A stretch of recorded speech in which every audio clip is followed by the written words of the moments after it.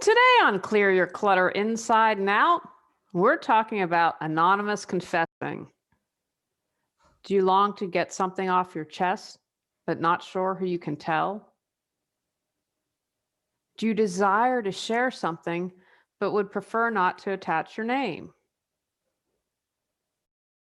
Have you been needing to release a burden and prefer someone to bear witness? Learn about a really cool way to confess as we wrap up our month focused on things I love. Do you control your clutter, or does your clutter control you?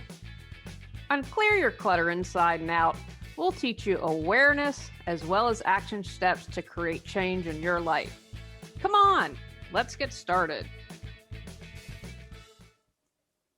Today's episode was inspired because I once had someone say to me, we all benefit from confessing or sharing things to at least one person, meaning if we hold it inside, that is usually not so good for us. And so if we release the burden, if we share it with someone, that allows us to confess, for lack of a better word, and that it makes it easier on us. And I once remember a fable or a tale, and she would open up a hole in the ground and whisper to the ground what she was thinking. And so one of the ways that I process, and I probably talk about Cotty a lot, my BFF, because she's that person for me.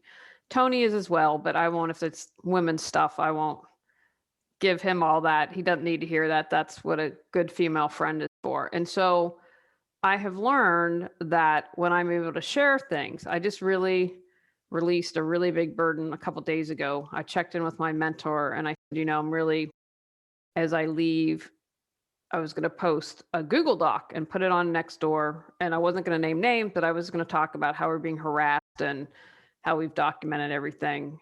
And well, one of the things I did is I'll talk about it a little more. I went to the governor's mansion. They wouldn't take it. I stopped by the lieutenant governor's office and the woman was great. And she said, I'd take it to the attorney general. So I went there and they said, put it in the slot, but they said, go online and fill out a form because we're all working from home and it'll get read more quickly. So anyway, I have done that. That was kind of my big thing I don't expect anything to happen. I don't expect any change, but I will have done everything that I could to let it go. So anyway, I was checking in with Judy and she said, yeah, no to the Nextdoor thing. And even if it's anonymous, she said, I see them attacking you and trying to sue you for libel. And I was like, okay, that's enough for me to step back, even though I would say, I know because I documented everything, that everything is factually correct. And she gave me really good advice that I will pass on. She said, injustice is a huge issue for you. And so she said, try and think of it as not losing. It's not a lose versus win, but rather you planted a seed. Something might not have happened, but then another seed will be happening. You never know when that will turn into a tree. So I just share that little tidbit of wisdom with you. Anyway, so I have a firm belief that you should always share something and release your burdens. And then I saw this in my Apple News feed. I saw it and then I traced it. It was from a May 2nd, 2021. And it's not a project, a product, but I just thought it was really cool. And if you're really needing to share and unrelease a burden, that this would be a good thing for you. So it's from a May 2nd, 2021 article from NPR. He asked strangers about things they regret not saying, and the replies were cathartic. So if you want to go up and read the full article. So anyway, that inspired today's episode. So I encourage you to check it out. So anyway, in 2018, this man, and I didn't listen to it. So Julie Concepcion, and hopefully I'm doing it somewhat justice. He moved to San Francisco and he came from the Philippines and his passion is photography. And so he ended up as an immigrant, kind of worked through that process, started to doing things. So he started on Instagram, I believe it is. It's called Things You Wanted to Say But Never Did. And so what he would do is, and so it's a 2-part project. And I believe it started in 2009, 19 because of COVID, and he's posted more than 1,000 images. And so what he does is he takes the picture, like he uses his photography, and then he matches it with something that someone wanted to share. And so I thought this was a really incredible project. And so if you go to their Instagram, you should be able to find it.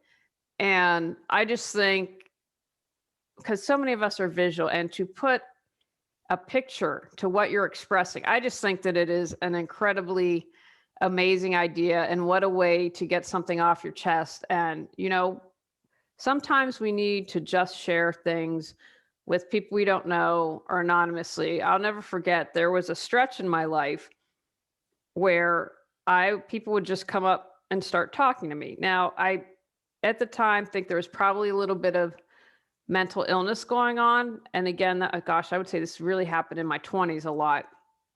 And so I'm not, can't diagnose if they have something. And I'll never forget, I went to a wedding in Maine, and she was like, "You met the town crazy lady." Because I think I'd asked for direction. I'd stopped to change in a McDonald's before the wedding because I was driving over from Vermont. And I wanted to say, I thought, I'm not going to say anything to the bride on her wedding day. But I had a long chat with this woman, and she disclosed to me she lost her husband in a war and lost her son. I believe would have been the Gulf War.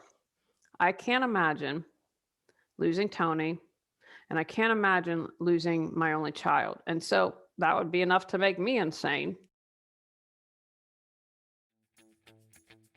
Some people mistakenly believe that you're either born organized or you aren't. That's not true. Getting organized and clearing clutter, as well as learning to be more mindful and aware, is a skill that you can learn and will support you your entire life. Julie Coraccio's online classes and workshops are broken down into smaller chapters, each with manageable steps and action items for you to implement in video and audio. Visit reawakenyourbrilliance.com to learn more. Anyway, but that wasn't the only incident. This happened to me several times. And I believe that people were attracted to talking to me because I listened. I just sat and listened, and I wasn't in judgment. I can definitely be a judgy person. I've gotten much better, but for whatever reason, I never judged any of these people. And it was a way that they were able to unburden themselves to someone that they didn't know. And I'm honored to be a part of that. So I think that it can be an incredibly moving experience. And I know, especially in these days, it would probably look at it differently if someone approached me with everything going on in the world. And so I wanted to share this because I think what he has done has been just really phenomenal. So some of the messages have said, "I'm afraid the idea of me is far more interesting than the reality, so I can't let anyone close." I find that absolutely heartbreaking. But I hope that after they shared that maybe they can realize, wow, maybe I can talk to someone else about this, maybe get a therapist, a coach, a psychologist, someone. And I believe, again, if you can take that first step to share something like this and confess, that opens up the possibility that you'd be willing to get support and heal. They had another one that said, "I am 38 years old. I think I'm too old to make it." Now, if I doubt that this person is listening to my podcast, but I'm going to put it out to the universe that if they don't hear it from me, they hear it from someone else. My friend, you are not too late, not at all too late. And I'd encourage you to spend some time Googling and see all of the people who have been quote unquote overnight successes really late in life. Just keep with it. I'd encourage you to rethink your definition of success and what it means to make it, and to find inspiration. For me, life just keeps getting better. Doesn't mean there aren't challenges, but I think, again, as you age, then you are able to release more people's expectations of you, perhaps your expectations of yourself, and don't care what other people think. So it can be incredibly empowering. But I love that these people were brave enough, because I don't care, even if you're anonymous, it's brave to do this. And I think that that's incredibly empowering.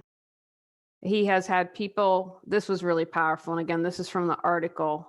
People say, they've been struggling with depression. And someone wrote and said the same day they'd been planning to take their own life, they discovered the project. And so I hope you'll share this with others. And they said, I would just want to say thank you and that your project saved my life. I mean, that's incredibly powerful. And Concepcion said, the idea that someone is going through the same thing makes it more bearable. I think that's so true.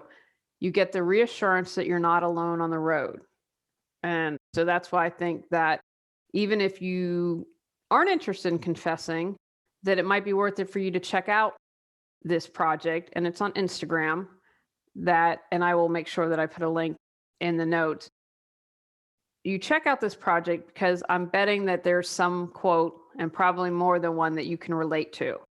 So not only do you have the opportunity to potentially confess and release yourself of a burden, you might feel like, wow, there's someone out there like me who feels this way. Just know you're not alone. You are not alone.